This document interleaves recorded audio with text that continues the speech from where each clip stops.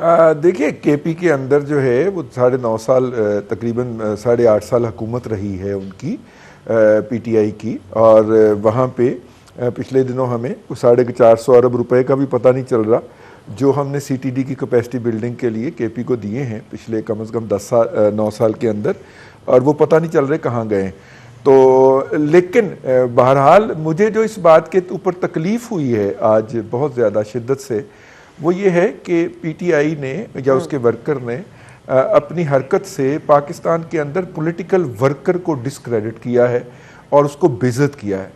और पहले पाकिस्तान बनाया था पॉलिटिकल वर्कर ने, तो पाकिस्तान बनने के वक्त पॉलिटिकल वर्कर की बड़ी इज्जत होती थी। मोहल्ले में कोई पॉलिटिकल वर्कर होता था, वो किसी भी पार्टी से हो, उसकी एक कमिटमेंट होती थी, उसकी एक ऑनर होती थी, उसकी एक रिस्पेक्ट होती थी। लेकिन जिस तरह ये जेल भरो तहरीक के अंदर इन्होंने 24 घंटे से भी कम अरसे के अंदर बांगे मारना शुरू कर की है और जनाब अदालत में पहुंच गए हैं बीमारियों का बहाना करके। यार 24 घंटे तो बर्दाश्त करो ना, अल्लाह के बंदे, आपने इतना बड़ा क्लेम किया है कि आप जेलें भरेंगे। और जहाँ पे बेस्ट परफॉर्मेंस, जहाँ पे वसीम अकरम प्लस प्लस की बात कही जा रही है, वहाँ पे एक वर्कर भी नहीं आया। आए हैं, सेल्फियाँ बनाई हैं उन्होंने, तस्वीरें बनाई हैं, और उसके बाद वो फिर वहाँ से इधर उधर हो गए हैं। ये भी एक ट्रेजेडी है, मैं समझता हूँ। आज पाकिस्तान के पॉलिटिकल वर्कर के लिए एक बैड डे था, ब्लैक डे था कि एक भी गिरफ्तारी वहाँ से नहीं दी। सारा एम्फोसिस जो था वो सेल्फी बनाने के ऊपर और शायद अपने कायद को भेजने के ऊपर था। सेल्फी बनाई इसलिए जाती है या सोशल मीडिया के ऊपर पोस्ट करने के ऊपर था।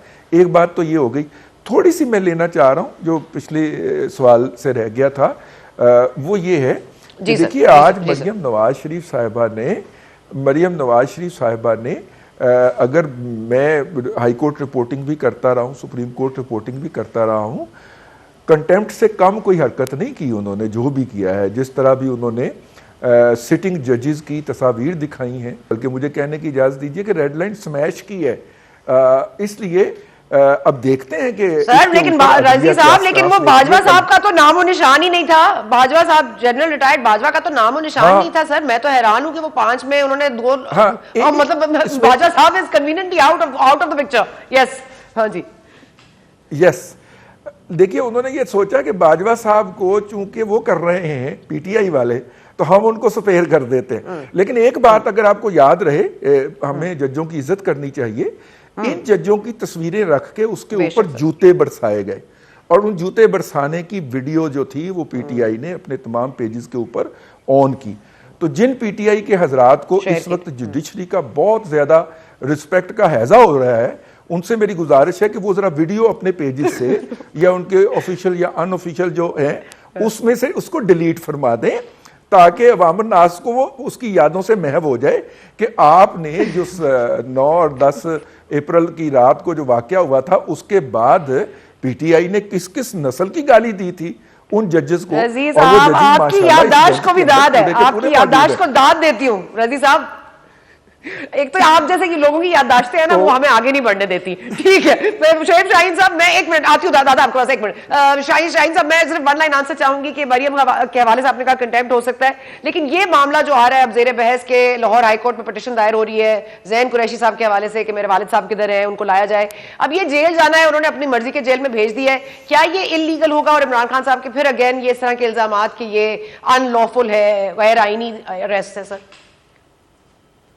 देखिए, पहली बात तो यह है कि ये एक पॉलिटिकल डिसीजन हुआ करता है। ये पाकिस्तान बनाने की तहरीक से लेकर आज तक ये हमेशा पॉलिटिकल पार्टीज इस तरह के स्लोगन और इस तरह की पॉलिटिकल एक्टिविटी किया करते हैं, लेकिन कानून नाफिज करने वाले इदारों का काम ये नहीं होता कि वो माइक लेकर खड़े हो जाएं, आए जी जो प्रिजन वैन में बैठना चाहता है वो बैठ जाए, उसको उठा करके किसी को डीजी खान ले जाएं, किसी को मंडी बहाउद्दीन ले जाएं, किसी को लाहौर ले जाएं, किसी को किस जगह ले जाएं, और उनको खाना भी ना दें, उनके साथ इनह्यूमन सलूक करें।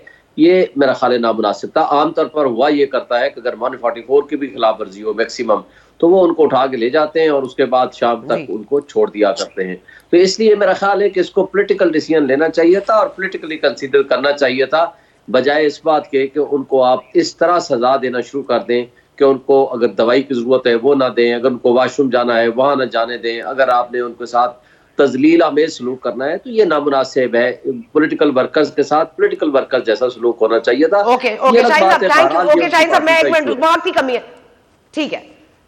ओके सर, मैं एक मिनट जल्दी क्विकली, रजी साहब वेरी क्विकली आप बता देंगे जरा कि आपको क्या लग रहा है जेल भरो तहरीक कहां जाएगी? बेल के जरिए फारिग हो जाएगी या आपको लगता है इसमें कोई सब्सटेंस रह गया है?